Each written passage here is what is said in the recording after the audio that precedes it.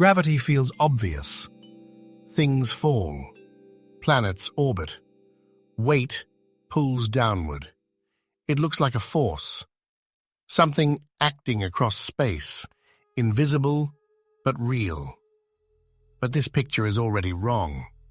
Not slightly wrong, fundamentally wrong.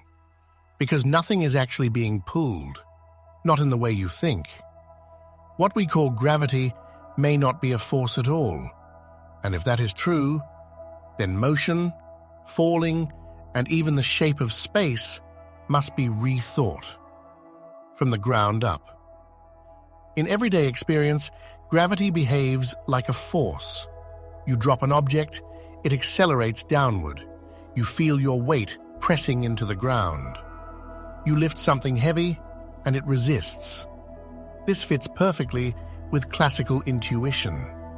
Newton described gravity as an attractive force between masses, two objects. A force between them, stronger when closer, weaker when farther apart. Mathematically precise, predictive, extraordinarily successful. It explains falling apples, planetary motion, tides, even the trajectories of comets. In this picture, space is a passive stage. Objects exist within it. Forces act across it. Motion happens inside it. Clean, intuitive. But there is a hidden assumption that space itself does nothing, that it simply exists unchanged while forces act within it. This assumption feels natural because we do not experience space as something dynamic. We move through it. We do not expect it to move. But there is a problem, a subtle one at first, then impossible to ignore. All objects, regardless of mass, fall the same way.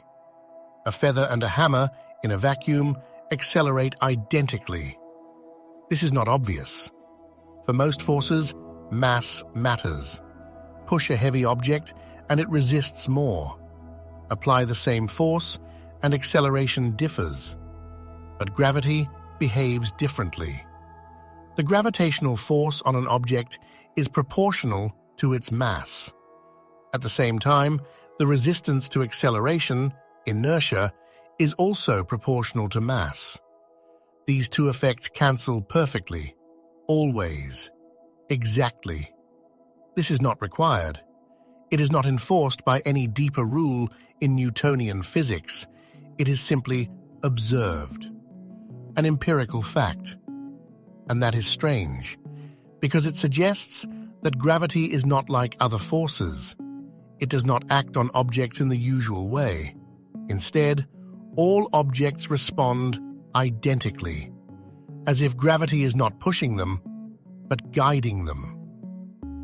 Now consider a different situation. You are inside a sealed box. No windows, no external reference. Suddenly, you feel a force pulling you downward. You stand on the floor. Objects fall beside you. Is this gravity? Or is the box accelerating upward? There is no experiment inside the box that can distinguish the two. None. This is not a limitation of measurement. It is a fundamental equivalence. Gravity and acceleration are locally indistinguishable. This is the equivalence principle, and it changes everything. Because it suggests that what we interpret as gravity may not be a force acting within space, but a property of motion itself. Now push this further. If acceleration and gravity are equivalent, then perhaps gravity is not something acting on objects, but something built into the structure of space-time. Not a force, a geometry.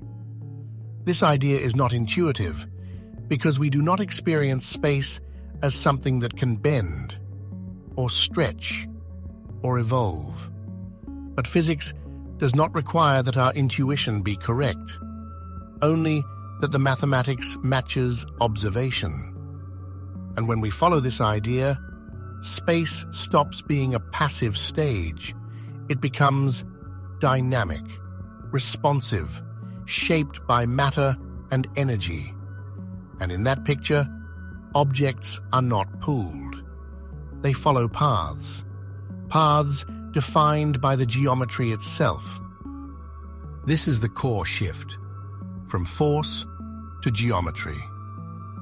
In Einstein's general relativity, gravity is not a force, it is curvature. Mass and energy tell spacetime how to curve. Curved spacetime tells objects how to move. This is not metaphor. It is a precise mathematical framework. Spacetime is described as a four-dimensional geometry. 3 dimensions of space, 1 of time, combined into a single structure. Within this structure, objects follow paths called geodesics, the closest equivalent to straight lines. But straight no longer means flat. It means the natural path through curved geometry. An object in free fall is not being pulled. It is moving along a geodesic, and from its own perspective, it feels no force. This is critical. An astronaut in orbit around Earth is in free fall, constantly falling, yet experiencing weightlessness, because nothing is pushing against them. They are following the natural structure of space-time. Weight in this framework is not caused by gravity, it is caused by resistance to free fall. Standing on the ground, you are not being pulled down. You are being prevented from falling freely. The ground pushes upward. That pressure is what you feel as weight. This reverses intuition completely. Now consider light. Light has no mass. In Newtonian gravity, a force acts on mass, so light should not be affected. Yet observations show that light bends near massive objects. This was confirmed during a solar eclipse.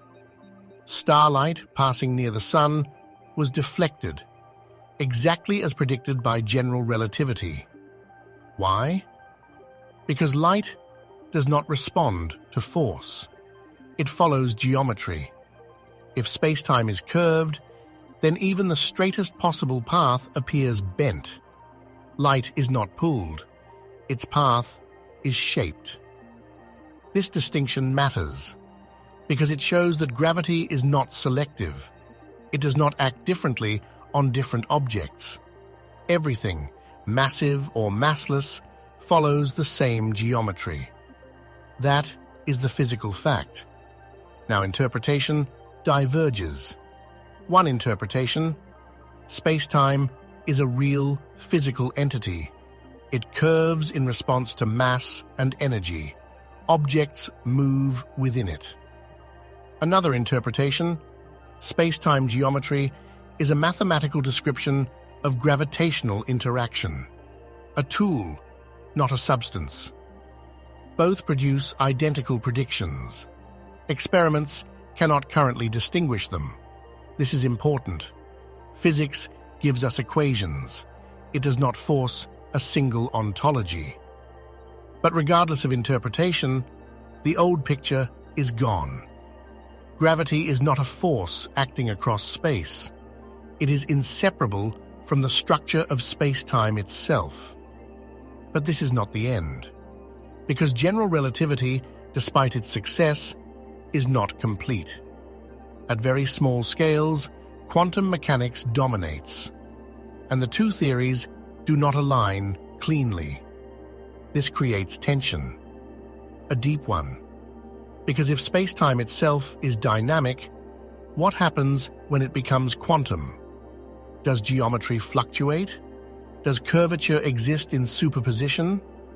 Can space-time itself become entangled? These are open questions. No confirmed theory answers them fully. Some approaches suggest that space-time is not fundamental, that it emerges from deeper structures, possibly from quantum information, possibly from entanglement. In these views, geometry is not primary, it is derived, an effective description of something deeper. But this is not established fact. It is active research, speculative, but grounded in mathematical attempts to unify physics. So we have layers. Newton, gravity as force. Einstein, gravity as geometry. Modern research, gravity may emerge from something deeper still, not a force, not even fundamental geometry, but a consequence of underlying structure. Now step back. What has actually changed? Not the equations, not the predictions. We can still calculate orbits, still send spacecraft, still describe black holes. What has changed is the meaning. In the classical view, objects exist and forces act between them. Reality is built from things and interactions. In the relativistic view, objects and motion are inseparable from space-time. There is no stage, only structure, and motion is not caused, it is guided. This leads to a different intuition. Falling is not being pulled, it is following the natural shape of reality. Weight is not gravity, it is resistance to that natural motion. This is already a significant shift, but the deeper implication is more subtle. If geometry determines motion, then what determines geometry? In general relativity, the answer is clear: mass and energy, encoded in the stress-energy tensor. This is a physical fact, measured, confirmed. But why this relationship exists is not explained. It is postulated, a law. And this opens a question. Is geometry fundamental, or is it an emergent property of something else? Some modern ideas suggest that space-time may arise from patterns of entanglement, that distance reflects correlation, that curvature reflects how information is distributed. If true, then gravity would not be a fundamental interaction. It would be a statistical effect, an emergent phenomenon, like temperature. No single molecule has temperature. It arises from collective behavior. Similarly, gravity might arise from deeper degrees of freedom. But this remains speculative. No experimental confirmation yet. Still, the direction is clear. Each layer of understanding removes something we thought was fundamental. First force, then fixed space. Now possibly even geometry. What remains is structure, relations, constraints, patterns. So what is gravity? A force? No longer, in our best theory. A geometry? Yes, in general relativity. Something deeper? Possibly, but not yet confirmed. This is where physics stands, precise in prediction, open in interpretation. And this leads to a final shift. We began with an assumption that objects fall because something pulls them. But what we find instead is this.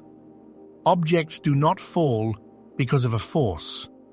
They move because of structure. Reality is not a collection of things being pushed and pulled. It is a system where motion emerges from geometry, and geometry may emerge from something deeper. So the next time you drop an object, do not imagine a force reaching down. Imagine this instead. The object is following the shape of reality itself, and what you call gravity is simply what that shape looks like from the inside. If that is true, then understanding gravity is not just about motion. It is about the structure of reality itself. And if structure can change or emerge, then gravity may not be the final layer, only a surface of something deeper, something we have not yet fully seen. And that raises a question. If even space-time may not be fundamental, then what is?